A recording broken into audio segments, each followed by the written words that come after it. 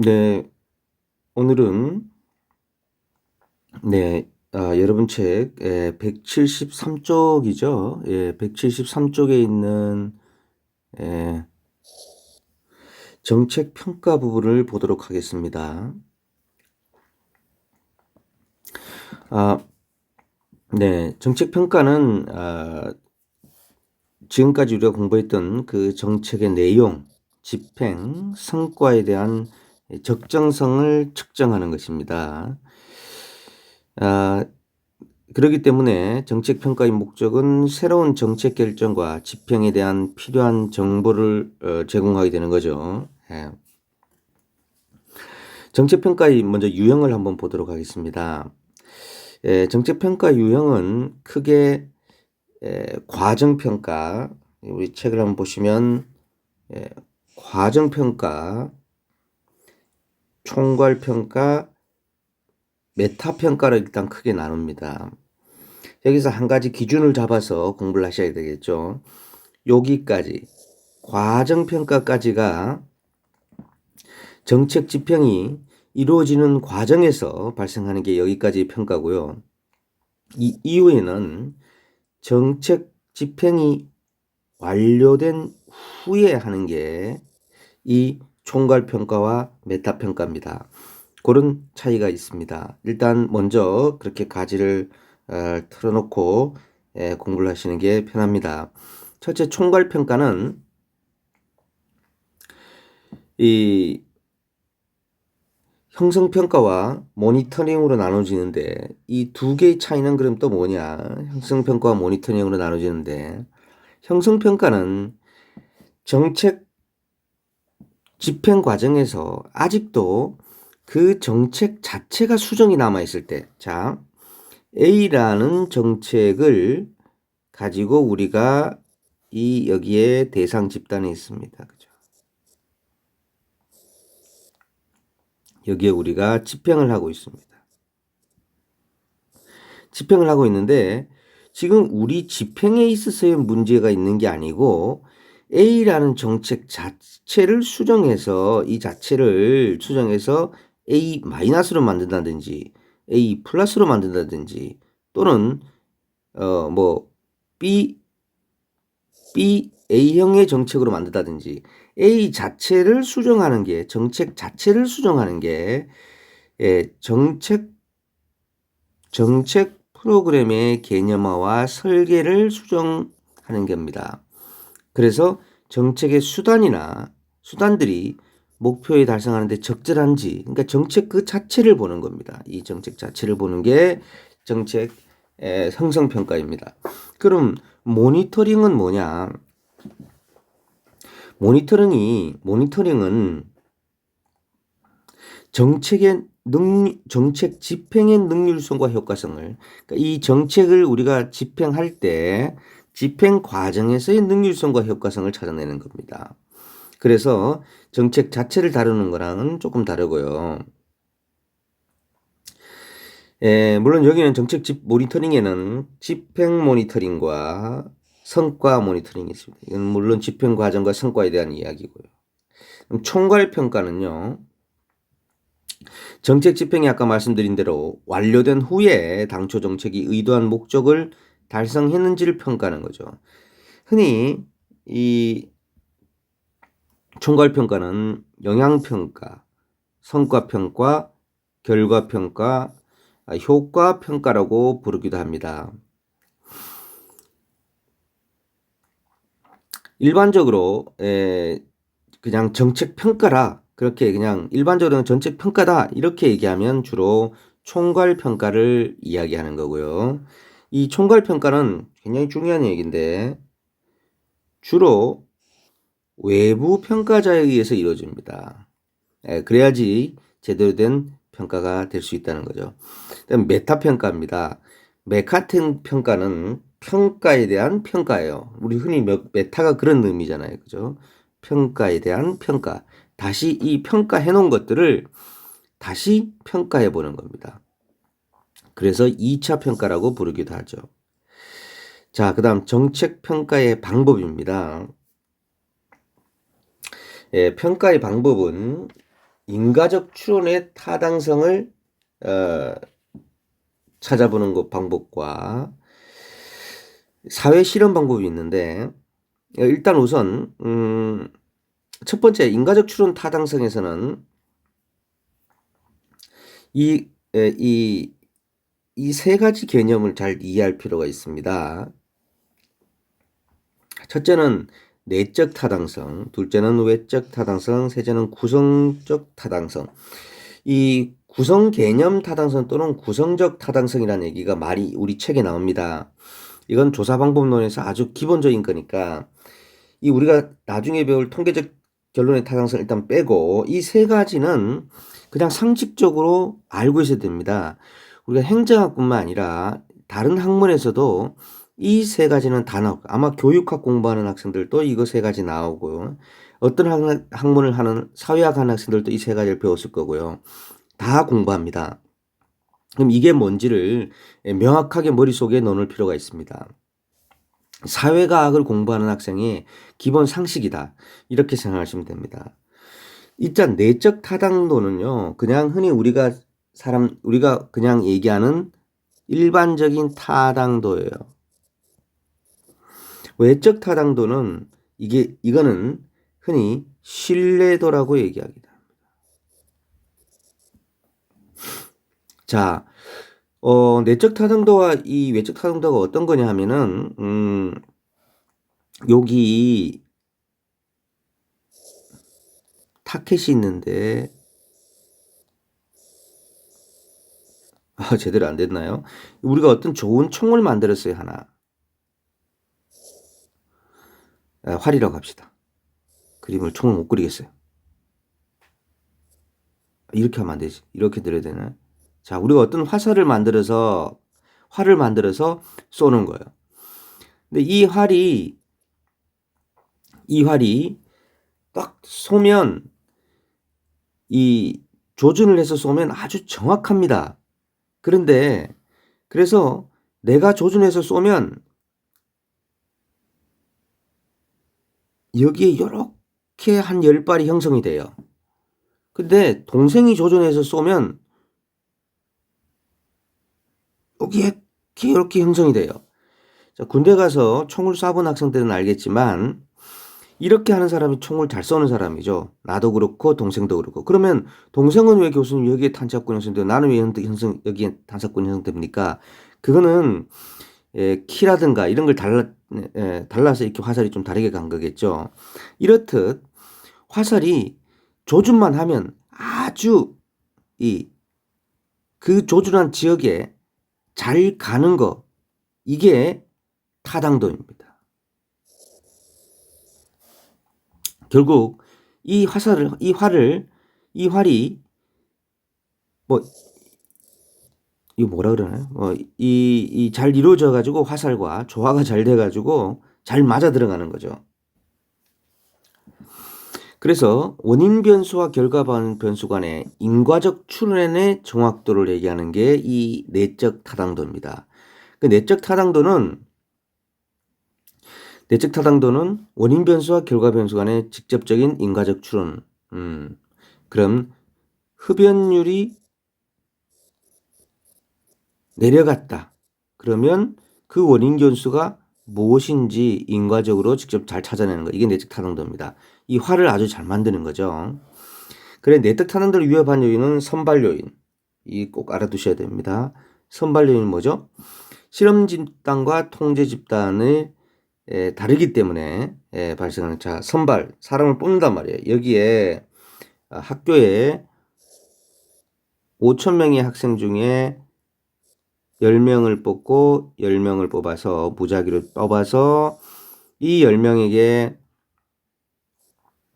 는 어떤 조작을 가하고 이 10명에게 장학금을 주고 이 10명이 장학금을 주지 않았을 때 성적의 비교를 하는 거예요. 1년 뒤에 성적의 비교를 할 때 여기서 내적 타당도의 위험 요인은 뭐냐 하면 선발 요인. 이 10명과 이 10명이 같아야 되는데 이 10명은 애당초 좀 공부를 할 의사가 높은 애들이 있는 거였다. 이런 거는 내적 잘못된 거죠. 똑같아야 되는데. 둘째는 실험 요인입니다. 실험 기간 중에 관찰 대상 집단 일부가 상실 요인입니다. 상실 요인. 일부가 상실되는 거죠. 상실되는 거. 시간이 지나면서 1년 뒤에 와야 되는데 이쪽에 모집단 10명의 학생들이 휴학을 해버렸다든가 편입해서 다른 학교로 가버렸다든가 뭐 다른 과로 전과를 해버렸다든가 이런 현상이 발생한 거죠. 그 다음에 검사 요인입니다. 유사한 검사를 반복하여 검사에 대한 친숙도가 생긴 겁니다. 그래서 왜곡 현상이 발생하는 거고요. 성숙 요인. 시간의 경과에 따라 성숙이죠. 평가 대상 집단이 특성이 변화에 일어나는 거고요. 역사 요인. 평가 기간 중에 일어난 특정 사건이 결과 변수에 영향을 주는 겁니다. 방금 장학금을 줬듯이 근데 중간에 어떤 공부에 대한 어떤 이과의 어떤 현상이 발생해서 뭐 취업이 갑자기 잘 된다든가 이래서 막 이 다른 학생들에게도 어떤 동기부여가 돼버렸다. 이런 건 문제가 발생할 수 있다는 겁니다. 자, 이렇게 내적 타당도는 타당도라고 얘기하기도 하고 원인 변수와 결과 변수가 인과적 추론의 정확도. 외적 타당도는 뭐냐면 여러 번 쐈을 때 이 활을 여러 번 쐈을 때 항상 동일한 타점골에 도착해야 된다는 거죠. 그래서 특정 상황이나 시기에 따라 평가 결과에 대한 일반화의 정도를 의미한다. 자, 여기 일반화가 핵심입니다. 일반화. 이 결과를 일반화할 수 있느냐는 거예요. 자, 여기서 이렇게 잘 측정했습니다. 우리 학교에서 학생들 10명 뽑아서. 근데 이게 다른 학교에서도 일반화할 수 있느냐? 다른 학교에서 적용이 가능하냐? 이게 외적 타당도입니다. 그죠? 외적 타당도입니다. 자, 그러면 내적 타당조와 외적 타당도 간의 관계는 뭐냐? 내적 타당과 관계는 자, 이거는 여러분 책 275쪽 5쪽에도 있는데요. 자, 타당도가 높으면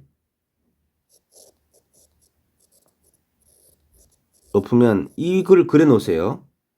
책에도 있습니다만은 여러분 275쪽에 있습니다만은 신뢰도는 높다. 요 표를 헷갈릴 수가 있습니다. 그래서 이 표를 항상 머릿속에 이 그림을 가지고 있어요. 타당도가 높으면 언제든지 신뢰도가 높습니다. 당연하겠죠. 이것처럼 이거 지금 타당도 신뢰도가 다 높은 거거든요.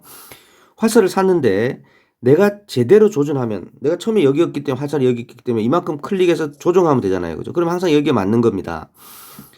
한 번 쏘고 조준해서 쏘면 정확하고 두 번째도 정확하게 그 준비대에 가는 거. 이쪽 땡기기만 하면 결국 정확하게 맞출 수 있다는 얘기잖아요. 제일 나쁜 게 뭘까요? 하나는 여기 오고 하나는 여기 오고 하나는 여기 오고 하나는 여기 오고 이건 아무것도 안 되는 거예요. 타당도도 안 높고 신뢰도도 안 높은 거예요. 타당도가 높으면 언제든지 신뢰도가 높다. 이 말 맞아요. 타당도가 높으면 신뢰도가 높은 거예요. 이게 타당도가 높고 신뢰도가 높은 거였으니까요. 이런 케이스. 자, 그런데 반대로 하면 어떻게 될까요? 예. 반대는 신뢰도가 높지 않은 경우는 타당도도 낮다. 당연하겠죠. 그죠? 뭐 신뢰도도 안 맞는 정도의 타당도가 낮다. 자, 이 두 가지 명제가만 참이고 나머지 명제는 모두가 참이 아닌 겁니다. 그걸 명확하게 알 필요가 있습니다. 다음 구성개념 타당성을 보죠. 구성적 타당성 또는 구성개념 타당성이라는 말을 쓰기도 하는데요. 이거는 뭐냐면 핵심 용어는 조작화입니다. 자, 성실한 학생이 공부를 잘하더라. 자, 그러면 성실한 학생이 공부를 잘한다. 그래서 성실은 뭐로 조작할 거냐는 겁니다. 성실을 뭔가 조작화해야지 우리가 실험을 할 거 아닙니까? 뭐 수업 시간에 늦지 않는다. 뭐 성적이 좋다. 공부 잘하는 게 말이 안 되는 게 수업 시간에 늦지 않는다. 뭐 교수님이 한 번 얘기했을 때 고개를 한 번 끄덕인다. 뭐 이 어떤 성실이라는 게 그래서 이 조작화가 구성적 타당성입니다. 자, 여기 또 있죠. 공무원과 이해관계자 간의 상호작용의 횟수라 그랬는데 이때 그럼 이 상호작용을 뭐라고 하느냐? 한 달간 만남의 횟수, 전화통화의 횟수 이런 걸로 측정할 수 있다는 겁니다. 근데 이런 게 제대로 이 성실이랑 상호작용을 제대로 잘 측정해야 된다. 이게 구성적 타당성이다. 성실이란 걸 정말 잘 측정할 수 있는 측정 도구를 측정 변수를 맞는 거 이게 구성적 타당성이다. 통계적 결론의 타당성. 이건 쉽습니다. 이거는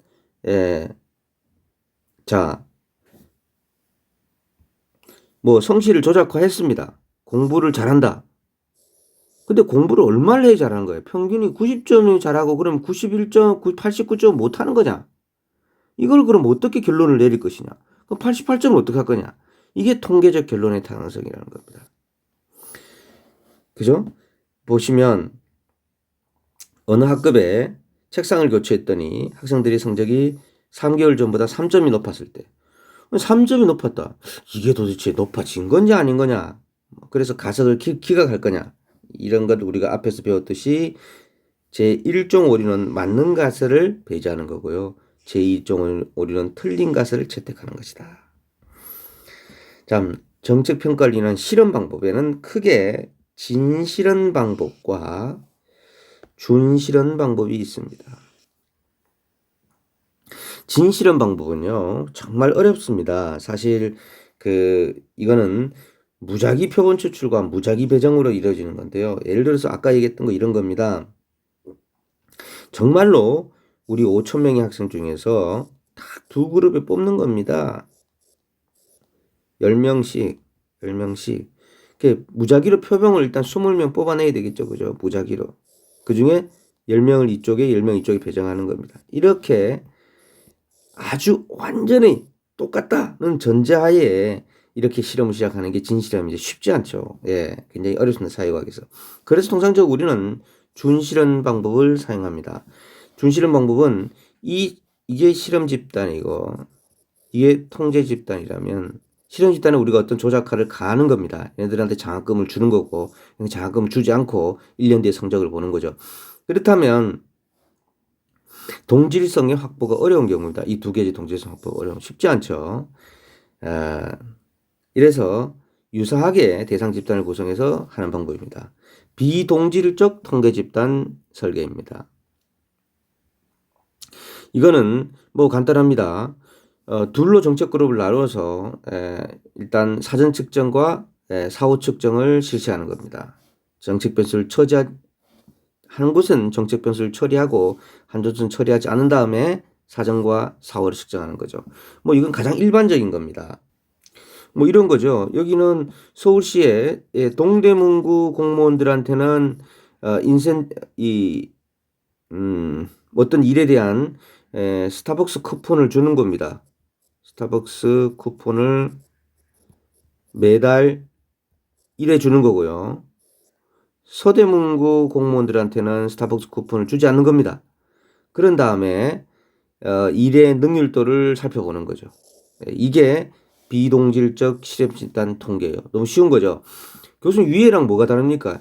이거는 우리는 최소한 같다는 동질성을 회복했다는 측면에서 한 거죠. 5,000명 중에서 10명 뽑았으니까. 근데 여기는 그냥 우리가 동대문과 서대문구 공무원을 뽑은 거예요. 그러니까 여기는 기본적인 차별성이 있을 수가 있습니다. 그래서 비동질적인 거죠. 그래서 준실험입니다. 자, 회귀불연속 설계는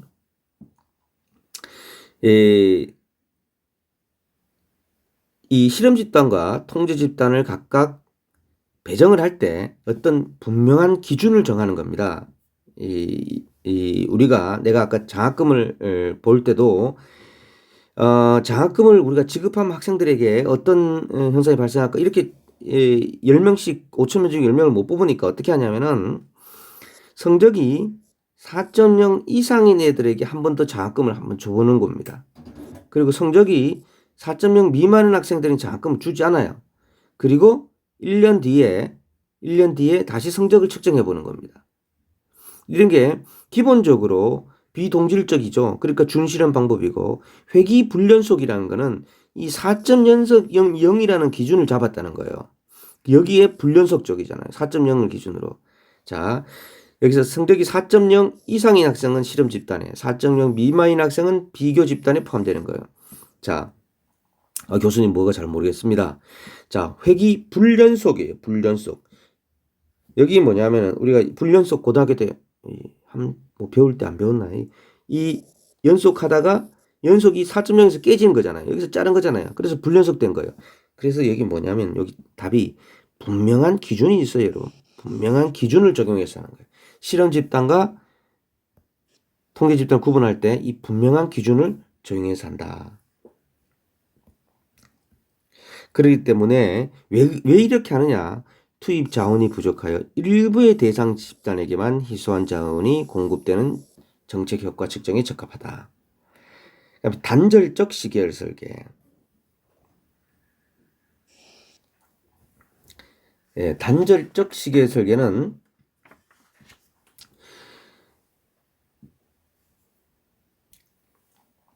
여러분 시계열이라는 거는요.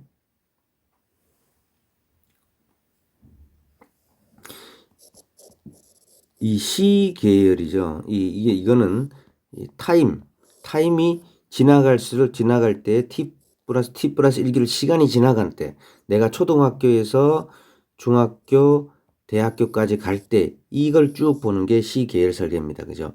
그리고 단절적 시계열 설계는 어느 시점을 끊습니다.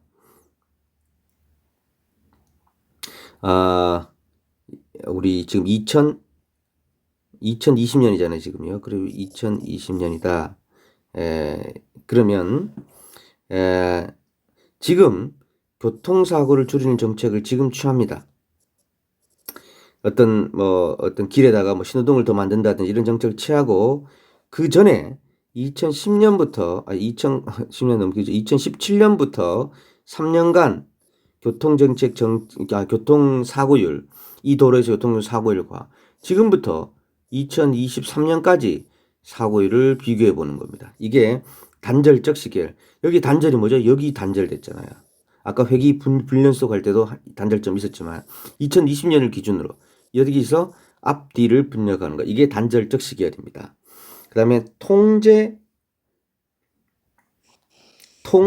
시계열 설계는 뭐냐? 통제 시계열 설계는 방금 여기에다가 통제 집단을 하나 더 하는 겁니다. 어떻게 더 하느냐? 통제 시계에서 여기에 자 2020년을 기준으로 앞으로 3년, 뒤에 3년 교통률을 비교하는 거잖아요. 그죠? 여기에 방금 이게 A 도로였다면 B 도로에도 하나를 더해가지고 2020년 전후로 3년간 보면서 이 두 개를 다시 비교하는 겁니다. 이게 그래서 통제 시계열설이죠. 하나는 실험, 하나는 통제 이런 식으로 통제 시계열설. 그러니까 죄송합니다. 그러니까 통제 시계열설에 다시 설명할게요. 자, 제가 설명이 잘못됐네요. 결론적으로 보니까 자 여기서 뭐죠? 우리가 여기는 자 A 도로에는 2020년에 어떤 신호등이나 어떤 걸 더 설치했어요. 교통안전장치를 더 설치하고 교통사고율을 받고 B 도로에는 어떻게든 설치를 하지 않죠. 설치를 하지 않고 그냥 2017년과 2017년에서 2020년, 2020, 23년을 비교하면은 교통사고율이 증가된지 말이든 어떤지 두 개를 비교하고 여기에 설치된 데는 증가된지 안 된지를 비교하면서 다시 요 두 개를 비교하는 겁니다. 이거 왜 이렇게 할까요? 이렇게 한 이유는 2020년을 기점으로 다른 어떤 외부의 교란 변수에 의해서 실제로 이 효과가 있는 게 아니라 뭐 우리나라 전체에 뭐 2020년에 뭐 교통사고에 대한 캠페인이 증가됐다든가 뭐 그런 효과가 있을까봐 과연 이것만이 효과가 아닐 수 있지 않냐를 찾아내는 거죠. 그래서 이걸 한번 여기는 해보고 여기는 안 해보고 두 개를 비교하는 거. 이게 통제 시계열 설계이다라고 아시면 되겠습니다. 그 다음 비실험적 방법이 있죠. 뭐, 이거는 뭐, 인과보행 추론의 타당성을 보는 거고, 자, 비실험 방법은 비교 집단이 구성되지 않는 경우에 활용되는 인과 추론의 방법입니다. 비교 집단이 없다는 거죠. 비교 집단이 구성되지 않은 상황에서 비실험적 방법에. 그냥 일반적으로 그냥 우리 뭐 통계에 의해서 이제 통계 결론을 그냥 보는 겁니다. 예. 이때까지 흘러온 지금 우리가 여러분들이 어, 통계청 들어가 사이트 들어가서 바라보는 거죠. 뭐 크게 중요하지 않으니까 예. 앞부분이 더 중요하다고 보겠습니다. 자, 여러분 여기까지 하겠습니다.